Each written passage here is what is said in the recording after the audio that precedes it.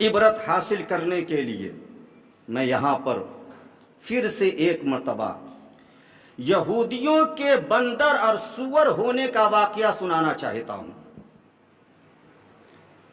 جب رب کا غضب عذاب کی صورت میں پہلے نازل ہوا کرتا تھا تو شکلیں بدل کر بندر کی شکل بن جایا کرتی تھی، سور کی شکل بن جایا کرتی تھی۔ آپ دیکھیں کہ ہر مذہب کے اندر ہفتے میں ایک دن ایسا آتا ہے جو بڑا خاص ہوتا ہے، جس کا عزت و احترام کیا جاتا ہے۔ اسلام میں جمعہ کا دن عزت و احترام والا دن ہے۔ عیسائیوں کے نزدیک اتوار کا دن عزت و احترام والا دن ہے۔ ہندوؤں کے نزدیک منگل کا دن عزت و احترام والا دن ہے۔ اسی طرح یہودیوں کے نزدیک ہفتے یعنی سنیچر کا دن عزت و احترام والا دن ہوا کرتا تھا۔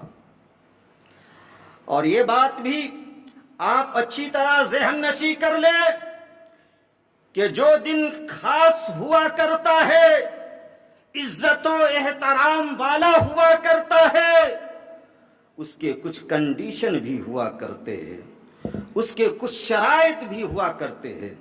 جیسے ہم مسلمانوں کے نزدیک جمعہ کا دن عزت و احترام والا دن ہے، تو اس کی شرطوں میں سے ایک شرط یہ ہے کہ جن مسلمانوں پر نماز جمعہ فرض ہے،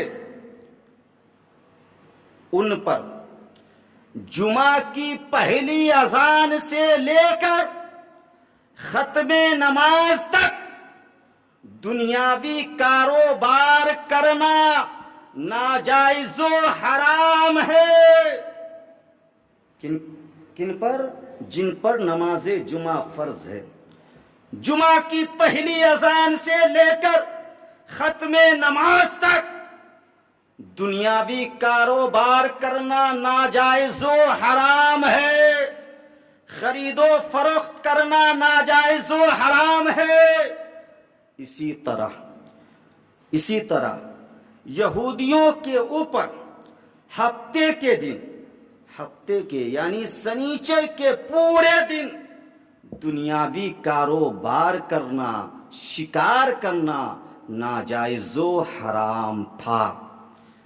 ہمارے لیے یہ جو پابندی ہے، یہ گھنٹے 2 گھنٹے کی پابندی ہے، لیکن یہودیوں کے لیے جو پابندی تھی وہ پورے دن کی پابندی تھی، صبح سے لے کر شام تک کی پابندی تھی۔ پورے دن وہ کاروبار نہیں کر سکتے تھے، شکار نہیں کر سکتے تھے۔ اب دیکھیں حضرت موسیٰ علیہ السلام کے اس دنیا سے رخصت ہونے کے کئی برس بعد کا یہ واقعہ ہے کہ بنی اسرائیل کی ایک جماعت بحر قلزم کے کنارے شہر ایلا میں موجود تھی۔ یہ جماعت مچھلی کی بڑی شوقین تھی۔ بڑے شوق کے ساتھ یہ جماعت مچھلی کو تناول کیا کرتی تھی۔ رب کی شان دیکھے کہ پابندی والے دن ہی یعنی ہفتے کے دن ہی بحر قلزم کے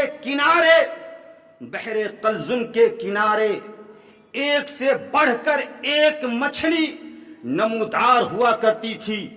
بڑی بڑی مچھلیاں نمودار ہوا کرتی تھی، جس میں وہ مچھلی بھی آتی تھی جس کے پیٹ میں حضرت یونس علیہ السلام قیام فرمائے تھے۔ سبحان اللہ!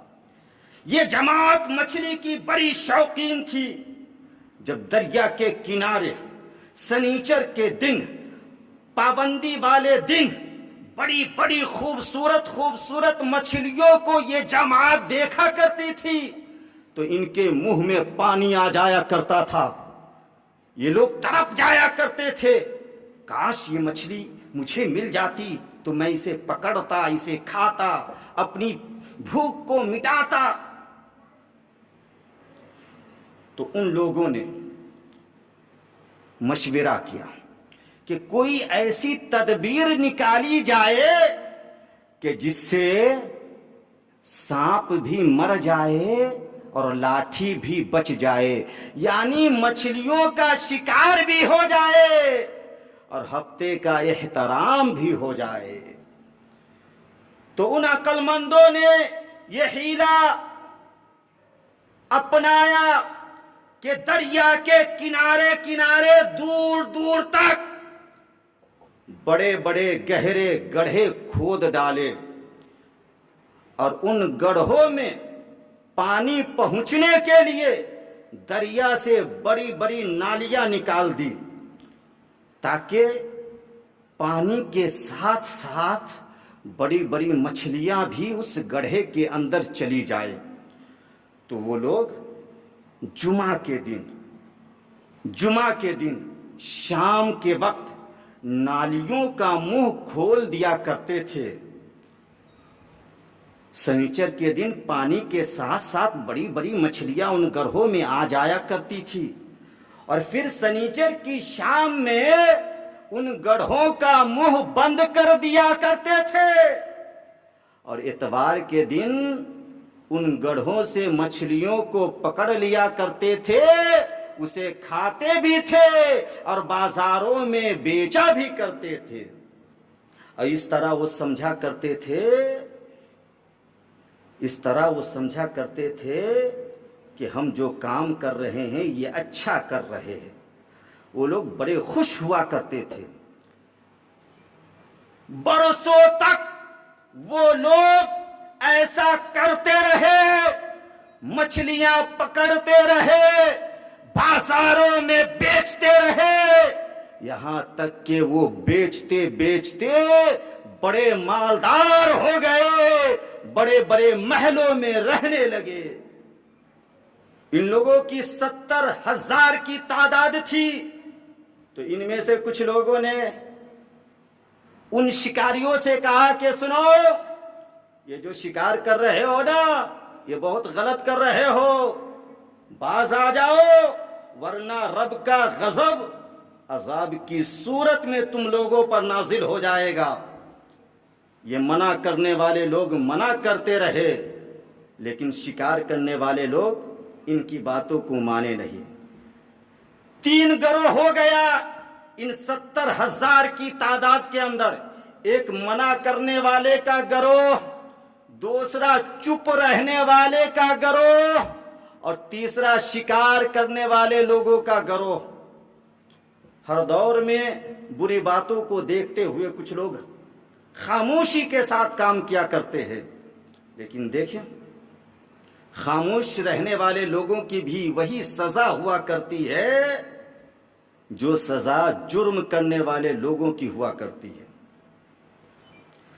حضرت سیدنا عبداللہ ابن عباس رضی اللہ تعالی عنہ ایک مرتبہ سورہ اعراف میں اس واقعے کو پڑھنے کے بعد زارو قطار رونے لگے۔ تو آپ کے ایک شاگرد نے پوچھا، سرکار رونے کی وجہ کیا ہے؟ تو آپ کہتے ہیں کہ سنو، وہاں 3 جماعت تھی، ایک منع کرنے والے کی جماعت، ایک چپ رہنے والے کی جماعت، اور ایک شکار کرنے والے کی جماعت۔ تو شکار کرنے والے لوگوں پر تو عذاب آیا، منع کرنے والے تو نجات پا گئے، یہ چپ رہنے والے لوگوں کا کیا حال ہوا؟ یہ کہاں گئے؟ تو سیدنا عبداللہ ابن عباس کہتے ہیں کہ ممکن ہے کہ یہ چپ رہنے والے لوگوں کا بھی وہی حشر ہوا ہوگا جو حشر شکار کرنے والے لوگوں کا ہوا ہے۔ سبحان اللہ، حشر کرنے والے لوگوں کا ہوا ہے۔ اللہ اکبر کبیرہ۔ اس لیے اس سے پتہ چلتا ہے کہ بری باتوں کو دیکھتے ہوئے ہمیشہ چپ نہیں رہنا چاہیے، بلکہ اس کے خلاف آواز بلند کرنا چاہیے۔ اب دیکھیں، 3 گروہ ہوا، ایک منع کرنے والے کا گروہ، ایک شکار کرنے والے کا گروہ، اور ایک چپ رہنے والے لوگوں کا گروہ۔ شکار کرنے والے شکار کرتے رہے، منع کرنے والے منع کرتے رہے۔ جب شکار کرنے والے نہ مانے تو منع کرنے والے لوگوں نے کہا کہ سنو، اب ہم لوگ تم سے دوری بنائیں گے۔ تو ان لوگوں نے شہر کے بیچوں بیچ ایک دیوار کھینچ دی۔ شکار کرنے والوں اس طرف رہو، ہو سکتا ہے عذاب نازل ہو جائے، تم اس طرف رہو، ہم لوگ شکار نہیں کرتے ہیں، ہفتے کے دن کا احترام کرتے ہیں، ہم اس جانب رہیں گے۔ آ گیا حضرت داؤد علیہ السلام کا زمانہ۔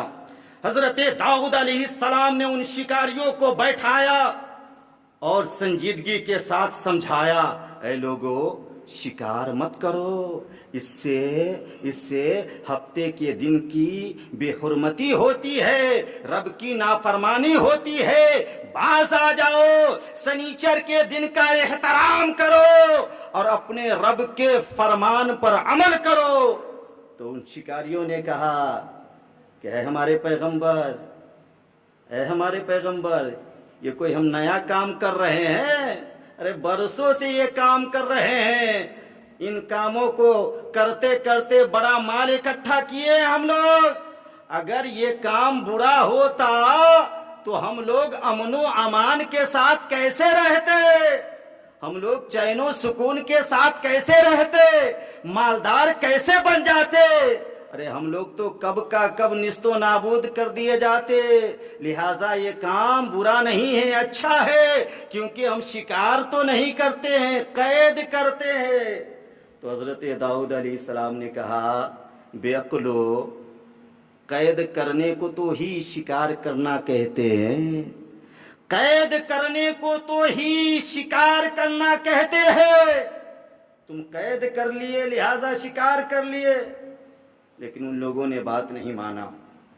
جب یہ لوگ رات کو سونے گئے، مال و دولت کی فراوانی کے سبب مغرور ہونے والے لوگ، اپنے پیغمبر کو جھٹلانے والے لوگ، رب کی نافرمانی کرنے والے لوگ رات میں سونے گئے تو ان میں جتنے لوگ جوان تھے وہ بندر بنا دیے گئے، اور جتنے لوگ بوڑھے تھے یہ سب کے سب سور بنا دیے گئے۔ اللہ اکبر کبیرہ۔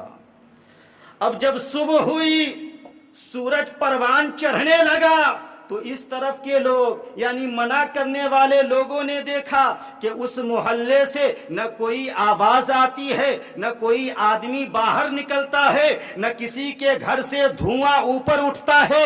تو وہ لوگ بڑے متفکر ہوئے، بڑے متعجب ہوئے کہ آخر وجہ کیا ہے کہ اس محلے سے نہ کوئی آواز آتی ہے، نہ کوئی باہر نکلتا ہے، اور نہ کسی کے مکان سے دھواں اوپر کو اٹھتا ہے۔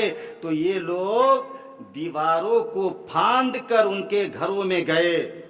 جب جاتے ہیں تو دیکھتے کیا ہے کہ وہ سب کے سب بندر و سور بنے ہوئے ہیں، بندر و سور بنے ہوئے ہیں۔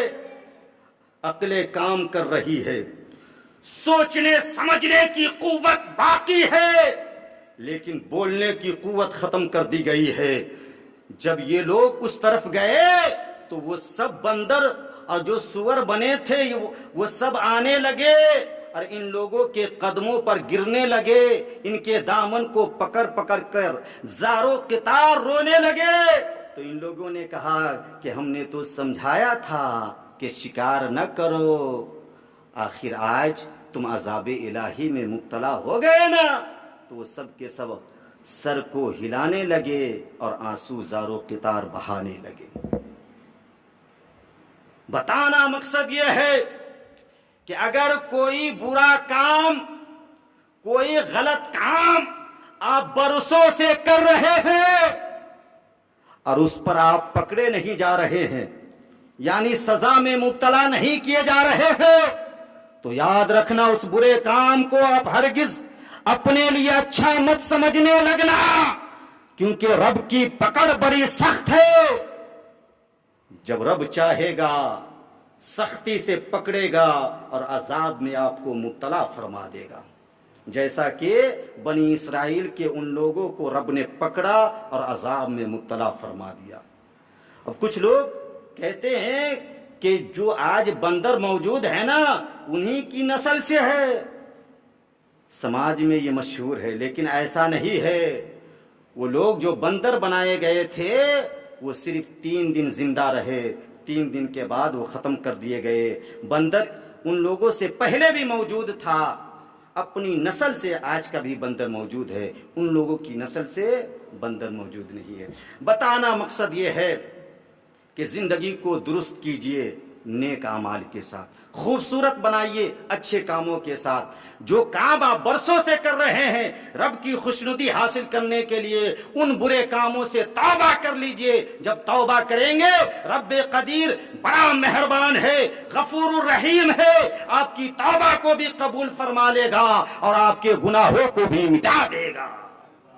اللہ تعالی ہم سبوں کو نیک کام کثرت کے ساتھ کرنے کی توفیق عطا فرمائے. وآخر دعوانا الحمدللہ رب العالمین.